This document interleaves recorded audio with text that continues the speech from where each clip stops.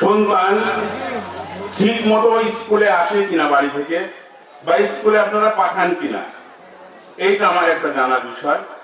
কারণ এবছরে জানুয়ারি মাসে ছাত্রছাত্রীরা বই পায়নি, বই পাইতে একটু দেরি হয়েছে, রোজার মধ্যে বই পাইছে। সেই বইগুলো আমরা যথাসম্ভব তাদের কাছে পৌঁছায় দেওয়ার সমস্ত কাজ সম্পূর্ণ করেছি এবং যে কোনোভাবেই হোক তাদের কাছে বইগুলো পৌঁছায় রয়েছে। দীর্ঘদিন ছুটি থাকার পরে স্কুল খুলছে, খোলার পরে দীর্ঘদিন আমরা দেখছি যে স্কুলের উপস্থিতির হার কম। আমরা অভিভাবকদের সঙ্গে যোগাযোগ করেও আমরা উপস্থিতি ঠিক করতে পারি নাই। সেই কারণেই আমাদের বিদ্যালয়ের সভাপতি এবং আমাদের সমস্ত শিক্ষকদের নিয়ে বসে আমরা সিদ্ধান্ত নিলাম যে আমরা অভিভাবকদেরকে ডেকে আমরা অভিভাবকদেরকে বলি যে আপনার সন্তান কি জন্য স্কুলে আসে না বা আপনারা স্কুলে পাঠান না। এটাই আপনাদের কাছে আমার প্রশ্ন। আপনার সন্তানকে স্কুলে পাঠাবেন, স্কুলে যদি ক্লাস না হয় বা লেখাপড়ার যদি কোনো বিঘ্ন ঘটে, সমস্ত আপনাদের এই দায়ভার আমি নিয়ে প্রস্তুত এবং আপনারা যেটা বলবেন আমি সেটা মাথা পেতে নেব। কিন্তু আপনাদের কাছে আমার অনুরোধ, আপনার সন্তানকে বা ভাই বোনকে স্কুলে নিয়মিত পাঠান। টিফিন পিরিয়ডে অনেক ছাত্রছাত্রী স্কুল থেকে পালায়ে চলে যায়, এরকম অবজেকশন আমার কাছে আছে। ওই অভিভাবকদের সঙ্গে আমি কথা বললে অভিভাবক বলে যে ভাই এসে বলছে যে স্কুলে ক্লাস হচ্ছে না সেই জন্য চলে আসছি। সম্পূর্ণ মিথ্যা কথা।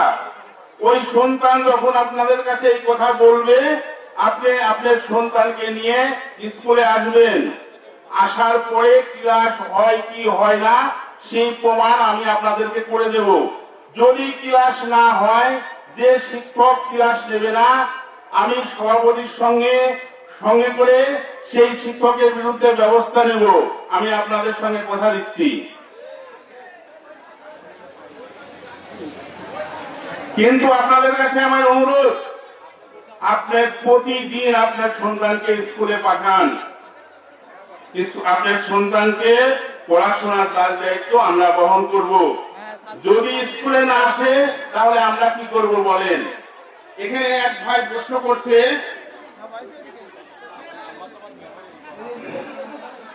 যে ছাত্রছাত্রীদের বাড়ি যাওয়া প্রসঙ্গে, এখানে এমন কোন অভিভাবক আছে যার সন্তান এবার এসএসসি পরীক্ষা দিচ্ছে? কেউ আছেন আপনারা? থাকলে একটু দয়া করে হাত তুলবেন। আপনার কে পরীক্ষা দিচ্ছে?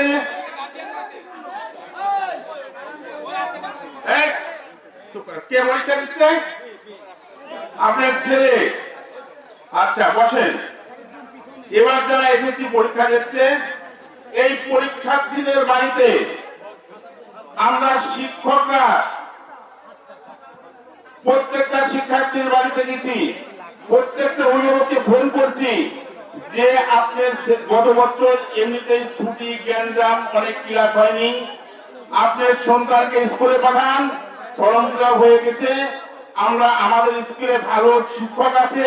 সায়েন্সের আমাদের শিক্ষক স্টাফ 5 জন সায়েন্সের, ইংরেজি শিক্ষক 2 জন নিয়োগ পাইছে সরকারি থেকে, তারা ইউনিভার্সিটির ছাত্র এবং এনটিআরসির নিয়োগ মানে তারা বিসিএস ক্লাস সমতুল্য শিক্ষক।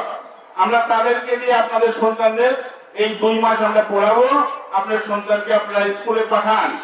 আপনাদের কাছে বারবার যাওয়ার পরেও পরীক্ষার্থী আমাদের 34 জন, এবার জেনারেলে ছিল, ভোকেশনালে ছিল 71 জন।